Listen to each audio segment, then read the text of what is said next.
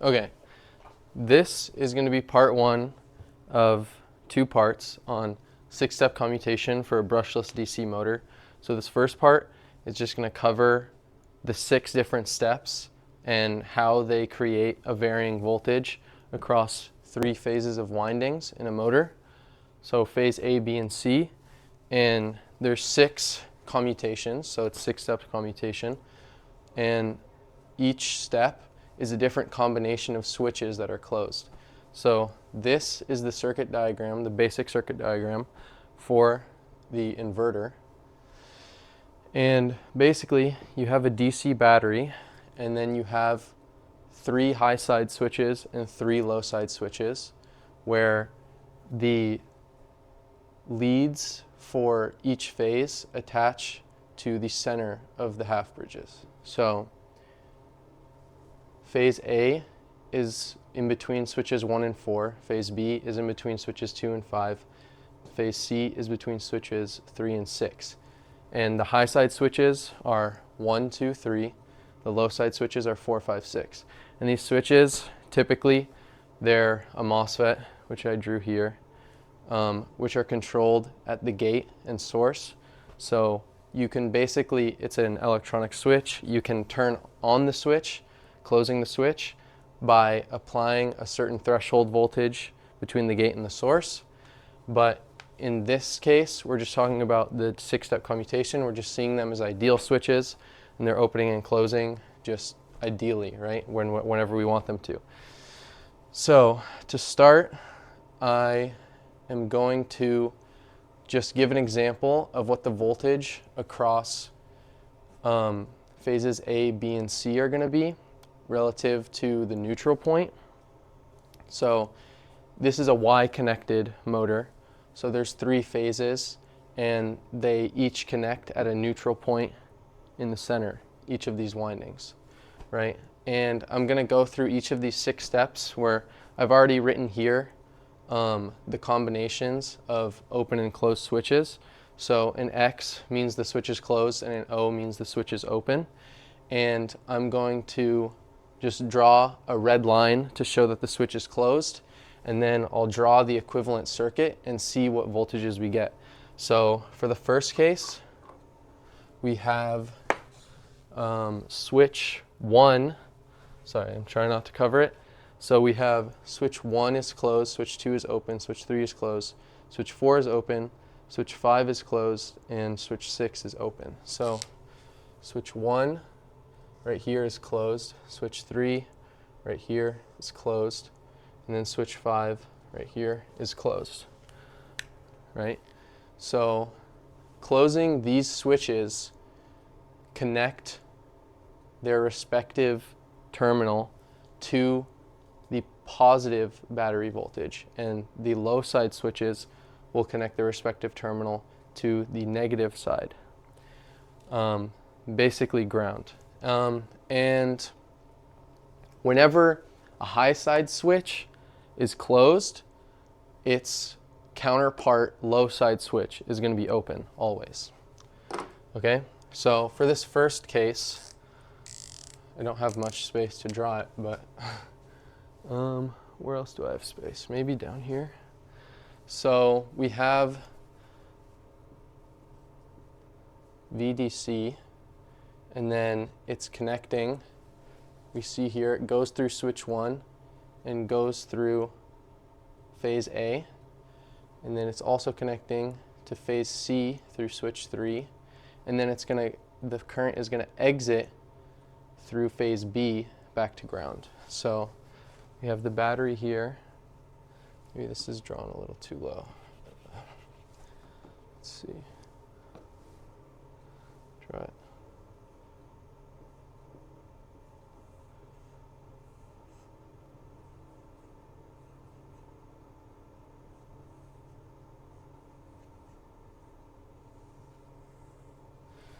So this is VDC from the battery, and this is VAN,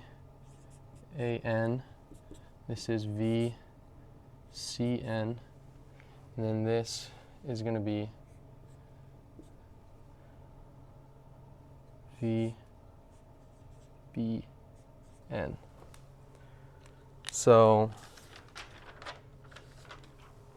from this, you need to pay attention that this VBN voltage, I'm not sure if you can actually see it. I don't think you can see it very well.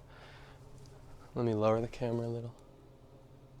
That's better. Okay, so VBN actually has a reverse polarity to VAN and VCN. So the voltage across VBN is actually going to be negative. So, and you can see that the current is coming from the battery and then splitting here and then recombining in VBN. So because this is an ideally balanced load, the current in each phase, the current going out of the battery is going to be the same as the current going into the battery. So the current is going to go out of the positive terminal and return to the negative terminal of the battery. And if we know therefore we know that this current is I, this current is going to be half I, as well as this current, and then this current is going to be I. So the current in VBN is going to be equal to I, and the current in VAN and VCN is going to be equal to 1/2 I, because it's splitting here at this branch. So from that, we can calculate what voltage will be across VAN and VCN. So by getting the equivalent resistance of these branches, we would get, so these two in parallel, let's just say each of these windings have the same resistance. Remember, it's a balanced load. Say they're each R. So we have these two in parallel. So these two are going to be the same as 1/2 R. Two resistors of the same value in parallel with each other are going to be half the value. And then they're in series with R. So then the total resistance is going to be 1/2 R plus R, which is going to be equal to 1.5 R. So,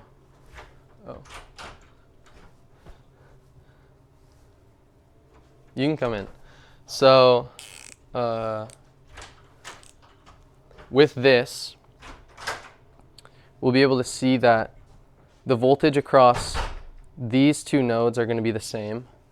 Between the voltage across VAN and VCN are going to be the same because they're in parallel with each other, and their equivalent resistance is 1/2 R. And then the voltage across VBN is going to be in series with VAN and VCN in parallel, right? So then from a basic voltage divider, the voltage across VAN and VCN is going to be equal to, so VAN is going to be equal to VDC times 1/2 R plus R over R.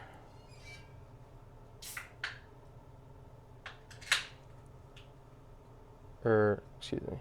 Sorry, I wrote that backwards actually. It's going to be 1/2 R over 1/2 R plus R. So from a voltage divider perspective, right, this is VDC across this total circuit, this is VAN, and this is VBN. So voltage divider between VAN and VBN is going to be equal to the total potential VDC times the current, or the voltage we're calculating. So the equivalent resistance of this branch is 1/2 R, and the resistance of this branch is just R. So then VDC will be 1/2 R over 1/2 R plus R, which is equal to 1/3. So VAN is equal to 1/3 VDC, which is also equal to VCN. And then if we do the same equation for VBN, it'll just be VBN is equal to VDC multiplied by R divided by 1.5 R again, which is going to be 2/3 VDC. So from all of this, we've learned that VAN is equal to VCN is equal to 1/3 VDC, and VBN is equal to 2/3 VDC. But remember, in the diagram I just drew, sorry I erased it, VBN was reversed, so it's actually going to be negative 2/3 VDC. Okay, and this only applies to this first step, right, where switch 1, switch 3, and switch 5 are closed. So let me see if I can get some colored markers. I'm going to plot them here so we can see the 6 steps. So I'll make VAN red. So we just calculated VAN is 1/3 VDC. So I have here these plots that say VAN over VDC, VBN over VDC, VCN over VDC. So this is basically VAN as a portion of VDC, VBN, VCN as a portion of VDC. And I have 1/3, 2/3, negative 1/3, negative 2/3 labeled on each of these plots. So this is for VAN, we just calculated. In step 1, it's going to be equal to 1/3 of VDC. And then VBN, we just calculated, is going to be equal to negative 2/3 of VDC. And then VCN is also 1/3 of VDC. Sorry, I'm going to use different colors actually for each phase, just to make it nicer. So VBN is negative 2/3, and VCN is 1/3. Okay, so that's step 1. And I don't think I'm going to go through each step by myself, but if you want, you can redraw this same switching circuit and go through each of these steps yourself if you want to calculate what the voltage is actually going to be. But I'll just draw the switches. So for step 2, we have switch 1 closed, switch 2 open, 3, 4 open, switch 5 closed, switch 6 closed. So now in this case, the voltage is providing a current that is flowing through switch 1, going positively through phase A, and then branching and splitting through B and C, and going back to the negative terminal. So it's going here, and then it splits at the neutral node, goes back to the negative terminal of the battery.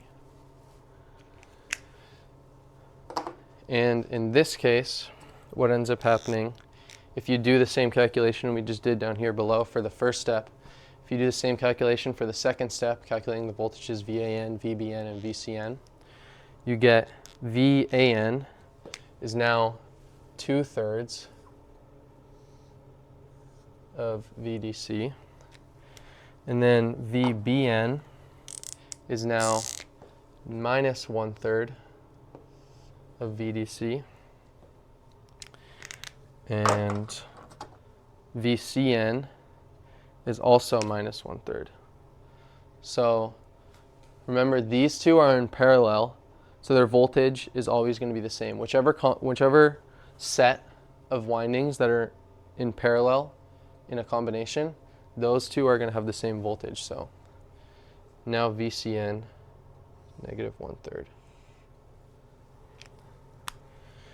And then now we look at step 3. Step 3, switch 1 still closed, Let me see if I can erase this without erasing everything else.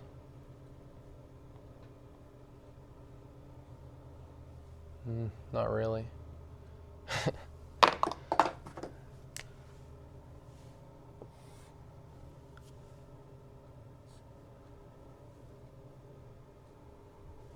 Okay. So now we have switch 1 in step 3. Switch 1 is closed. Switch 2 is closed. And then 3, 4, 5 are open, and switch 6 is closed. And from that, doing that calculation, we'll get that VAN is now 1/3 VDC, and VBN is now 1/3 VDC. So in this case, you can see that switch 1, which corresponds to phase A, and switch 2, which corresponds to phase B, are both open, or both closed on the high side, connecting the positive ends of phase A and B to the positive terminal of the battery, putting phase A and B in parallel. Therefore, their voltage is the same, again, as I mentioned before. So phase C is going to be -2/3.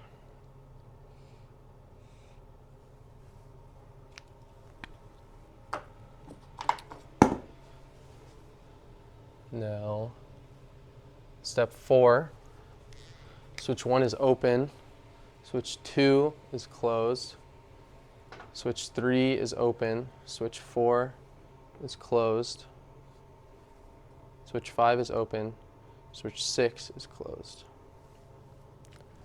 And then from that, we would calculate that VAN will go to -1/3 VDC.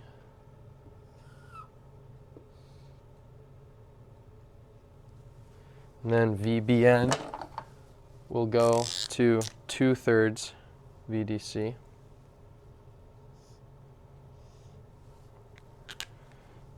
And then VCN will go to -1/3 VDC.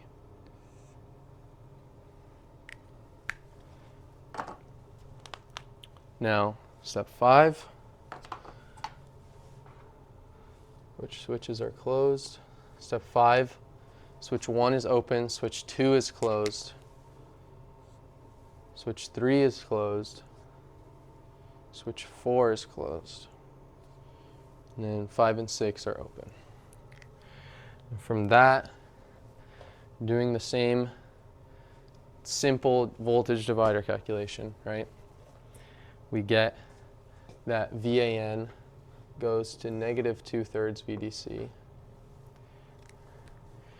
VCN goes to 1/3 VDC. And then VBN goes to 1/3 VDC. And VCN goes to 1/3 VDC.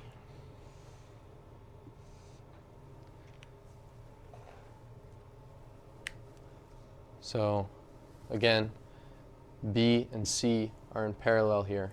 They have the same voltage. And it's half the magnitude of VAN. So last step,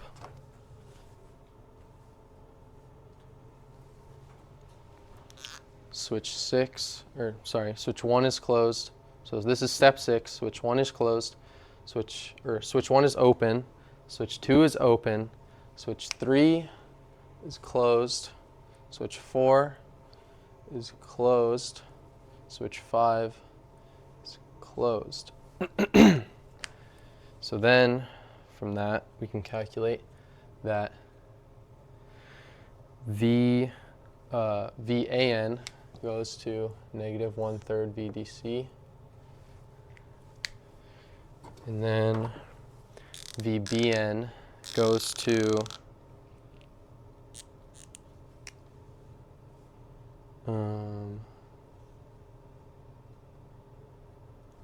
minus 1/3.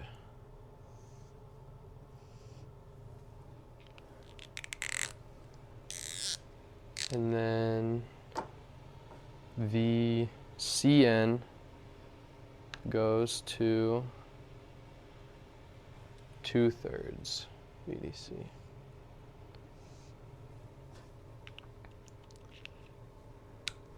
So from this, if we extend this out and repeat the sequence again,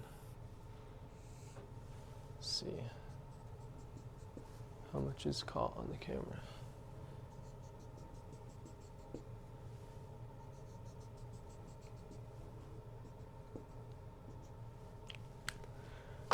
So then we go back.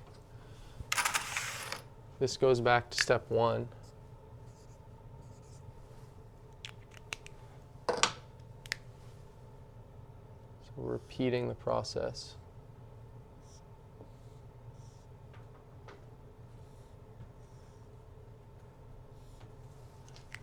And then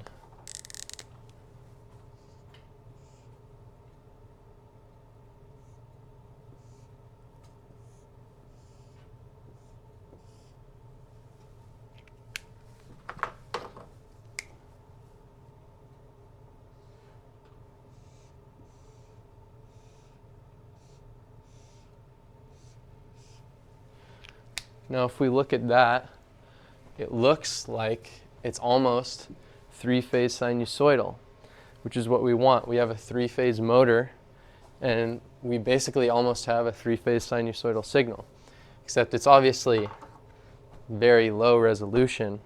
It's just trapezoidal control. But if you want to drive a motor, it'll work. Instead of having to use brushes, this is for a brushless DC motor, therefore we're trying to use trapezoidal control.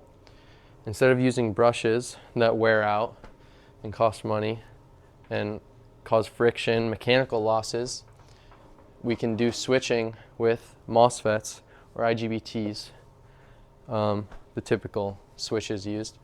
And we can get this 6-step commutation to drive a motor. So in the next video, I'm going to talk about how do we know which of the 6 steps we need to be in order to drive a motor, right? And teaser, that's going to involve Hall sensors. So basically, Hall sensors are magnetic sensors where we can sense the magnetic fields of the rotor in order to get an idea of where the rotor is, what position the rotor is. Therefore, we can apply these excitations to the stator, these are the stator windings, in order to make the motor spin in the direction we want. And that'll be for the next video.